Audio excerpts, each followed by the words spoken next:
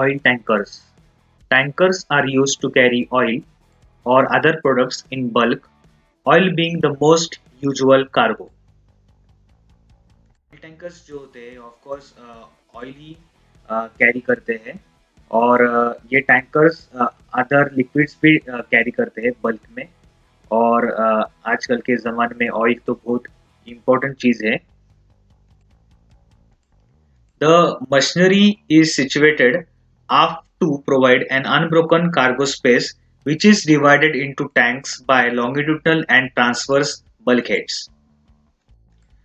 तो जो हमारा मशीनरी है शिप का जो मशीनरी होता है ये हाफ साइड में लोकेटेड होता है और हमारा जो कार्गो स्पेस है जहाँ पे हमारा ऑयल हम फील करते हैं टैंक्स में वो टैंक्स जो होते हैं ये लॉन्गिट्यूडनल और ट्रांसवर्स बल्केट्स में होते हैं. The tanks are separated from the machinery space by an empty compartment known as cofferdam. तो जो ये टैंक है और मशीनरी स्पेस है इनके बीच में एक एम्प्टी कंपार्टमेंट होता है, खाली कंपार्टमेंट टैंक्स और मशीनरी स्पेस के बीच में. इसको हम कॉफर डैम कहते हैं. The pump room is provided at the after end of the cargo space and may form part of the cofferdam. जो हमारा ये पंप रूम होता है ये पंप रूम जो होता है ये हमारा जो ऑयल टैंक्स है उसके एंड में हो सकता है यानी कि या फिर टैंक्स और पंप रूम के बीच में कॉफर डैम का पार्ट भी हो सकता है pump room. Double bottom is required only in a way of machinery space and may be used for carriage of oil, fuel and fresh water. तो जो डबल बॉटम होता है ये सिर्फ इसकी जो डबल बॉटम की रिक्वायरमेंट जो होती है ये मशीनरी स्पेस के लिए होती है और ये डबल बॉटम का यूज हम उसमें से कैरी ऑयल फ्यूल ऑयल करने के लिए इस्तेमाल कर सकते हैं या फिर फ्रेश वाटर लेके जाने के लिए उसमें से इस्तेमाल कर सकते हैं डबल बॉटम का. और ये जो डबल बॉटम होते हैं सिर्फ मशीनरी स्पेस के अंडर नीचे होते हैं. Forecastle is sometimes required and is used as a store space. ज्यादा करके जो फोरकास्टल जो होता है वो तो एज अ स्टोर स्पेस ही यूज किया जाता है.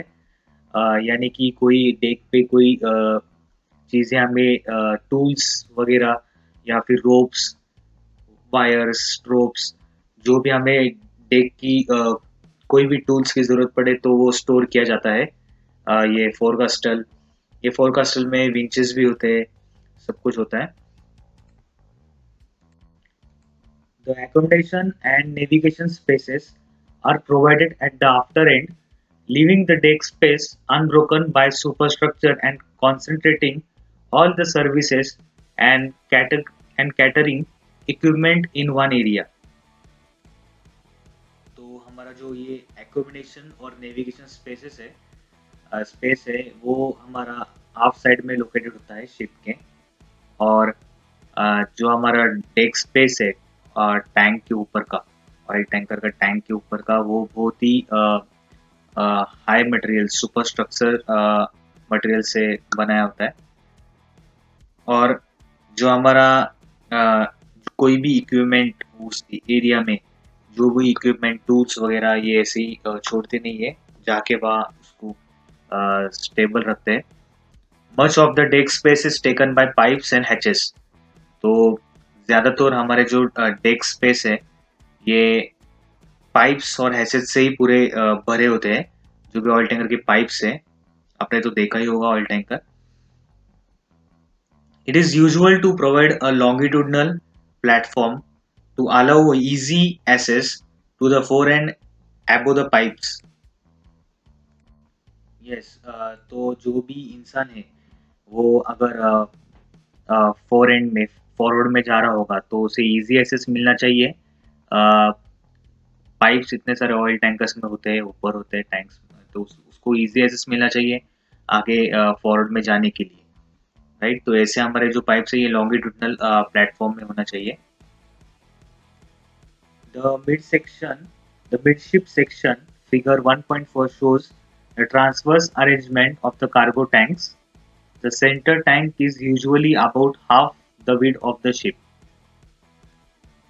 तो यहाँ पे आप ऑयल टैंकर का डायग्राम फिगर देख सकते हैं ट्रांसफर अरेंजमेंट कार्गो शिप का कार्गो टैंक्स का सॉरी द और जो ये जो सेंटर टैंक है जो आप देख रहे हैं सेंटर टैंक जो कि है ये पूरे वीट शिप के वीट का हाफ सेक्शन पूरा सेंटर टैंक में ही चले जाता है। तो थैंक्स फॉर सुनने के लिए ऑयल टैंकर के बारे में।